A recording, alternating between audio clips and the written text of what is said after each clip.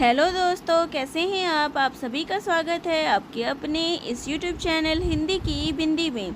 तो दोस्तों, आज हम राजा राधिका रमन सिंह के द्वारा लिखी गई कहानी कानों में कंगना के बारे में बात करने वाले हैं। तो ये कहानी जो है यूजीसी नेट के सिलेबस में और जो यूपीएससी का सिलेबस है उसके अंतर्गत ये कहानी दी गई है। तो इस कहानी का जो प्रकाशन वर्ष है वो है सन 1913 ईस्वी। इंदु पत्रिका में इसका प्रकाशन हुआ था। यह एक बहुत ही मार्मिक कहानी है और ये मनुष्य के विवेक को जागृत करने वाले सूक्ष्म स्थलों का इसमें जो है सूक्ष्म वर्णन है। वासना और प्रेम के बीच जो है इसमें भेद को स्पष्ट किया गया है। इसका प्रारंभ जो है तो इस कहानी का प्रारंभ जो है वो बेहद आकर्षक है, परंतु जो इस कहानी का जो अंत है वो दुखद है। अब बात करते हैं इस कहानी के पात्रों के बारे में। तो इस कहानी के जो मुख्य पात्र है ये नारी प्रधान कहानी है। तो इसकी जो मुख्य पात्र है वो है किरण, कहानी की नायिका है और योगेश्वर की पुत्री है।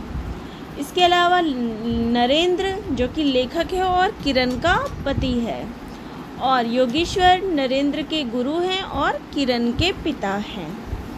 तो ये सब इस कहानी के जो है मुख्य पात्र हैं। अब बात करते हैं इस कहानी के जो है इस कहानी की कि इसकी कहानी की शुरुआत कैसे होती है। तो इस कहानी की शुरुआत में ही पहले में ही हमें मिलता है जिसमें नरेंद्र जो है वो किरण से पूछता है कि तुम्हारे कानों में क्या है। तो किरण बताती है कंगना। तो यहीं से जो है इस कहानी की शुरुआत होती है। तो किरण जो है एक भोली भाली सी कन्या होती है, एक लड़की होती है। किरण जो है उस पर मोहित हो गया होता है और ऋषिकेश के पास ही एक सुंदर वनकुटी में जो योगेश्वर होते हैं वो रहते हैं, और जो नरेंद्र होता है अपने पिता के आदेश पे उनसे धर्म ग्रंथ पढ़ने के लिए योगेश्वर के पास वहाँ जाता है, और वहीं वह किरण को देख के जो है उस पर मोहित हो जाता है। तो एक दिन की बात होती है, वह किरण को भी जो है अपने साथ बिठा कर जो है पढ़ाते थे और नरेंद्र भी बैठा होता था। लेकिन एक दिन क्या होता है, वह नरेंद्र को देख के सहसा ही उठ खड़े होते हैं और नरेंद्र के कंधों पर हाथ रखकर गदगद स्वर में बोलते हैं, नरेंद्र अब मैं चला, किरण तुम्हारे हवाले है। यह कहकर जो है उन्होंने योगेश्वर ने किरण का हाथ जो है नरेंद्र के हाथों में रख दिया और अश्रु भरे नैनों के साथ वो चले गए, यानी वो मर गए। इस तरीके से वो अपनी पुत्री का विवाह जो है उन्होंने नरेंद्र से करवा दिया। कंकरी जल में जाकर कोई स्थायी विवर नहीं फोड़ती। इसके बाद जो है किरण और नरेंद्र का जो विवाह हो जाता है, और किरण जो है नरेंद्र को विवाहिता के परिधान में और श्रृंगार में उसे मोहित किया करती थी, और इसी प्रकार से जो है 2 वर्ष बीत जाते हैं। लेकिन एक दिन जो है नरेंद्र अपने मित्र मोहन के घर जाता है और वहाँ उसे एक किन्नरी मिलती है और वह उसको देखकर ही मंत्रमुग्ध हो जाता है, और तब से वह जो है सब कुछ छोड़कर उस किन्नरी के पीछे जो है वो पागल हो जाता है। और नरेंद्र जो है विवाह के पश्चात जो है एक किन्नरी के ऊपर मोहित हो जाता है और किरण का प्रेम जो है वह भूल जाता है। और इसी तरीके और एक एक करके अपने जितने गहने होते हैं, किरण के जितने भी गहने होते हैं वो उपहार स्वरूप जो है उस किन्नरी को भेंट देता रहता है, और किन्नरी भी उससे छीनती रहती है। सारा सामान जो है वो उसको अपने जाल में फंसा के लेती रहती है। और इस तरीके से जो है वो 5 महीने बीत जाते हैं, और इस तरीके से किरण के जितने भी उपहार होते हैं, गहने होते हैं, सब कुछ वो उस किन्नरी को उपहार स्वरूप दे चुका होता है। और किसी न किसी बहाने से वो किरण के सारे जेवर ले लेता है और चोरी चोरी उस किन्नरी को देता रहता है।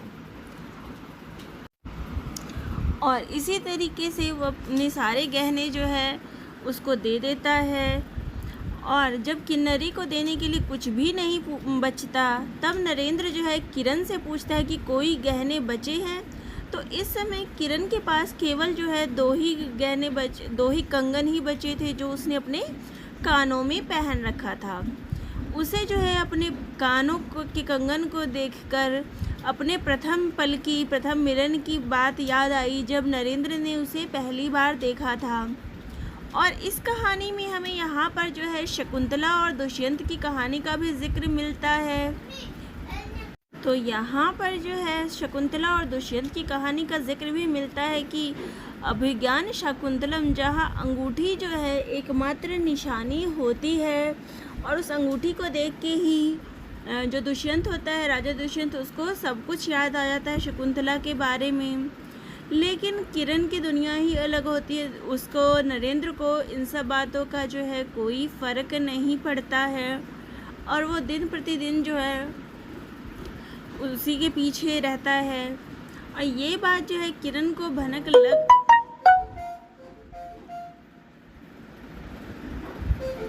और इस बात की भनक जो है किरण को लग चुकी थी कि नरेंद्र जो है किन्नरी के पीछे है, लेकिन फिर भी वो कुछ नहीं बोलती और दुखी होकर इस दुनिया से जो है वो चल बसती है।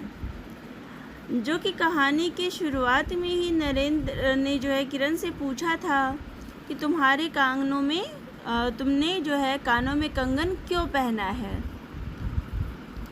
और इस बात से वो अत्यंत दुखी हो जाती है और दुनिया से चल बसती है। जब नरेंद्र को होश आता है और तब वो देखता है कि किरण जो है उसे छोड़ के चली जा चुकी है, और उस किरण के मृत्यु के उपरांत जो है नरेंद्र को जो है आत्मग्लानि होती है, पछतावा होता है, लेकिन अब वो कुछ भी नहीं कर सकता क्योंकि जो किरण है वो इस दुनिया से जा चुकी होती है। तो यहाँ पे इस प्रकार से जो है ये कहानी जो है समाप्त हो जाती है कि अंत में जो है उसके पास सिर्फ कंगन बचे थे, वो भी कंगन जो है उससे वो किन्नरी के प्रेमवश जो है वो ले लेता है। उसको सब बातों का पता भी होता है, लेकिन फिर भी वो दुख से, पीड़ा से जो है, वेदना से भरी होती है कि जिस नरेंद्र ने उसको इतना प्रेम किया था वो उससे इतना दूर होता चला गया और सब कुछ उसको देता चला जा रहा है, और वो इसी दुख से जो है मर भी जाती है।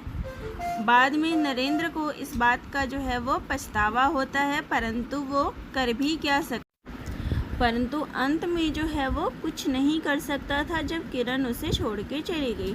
तो दोस्तों, आप सभी को ये कहानी कैसी लगी कमेंट बॉक्स में ज़रूर लिखिएगा। चैनल पे नए हैं तो चैनल को ज़रूर सब्सक्राइब करिएगा।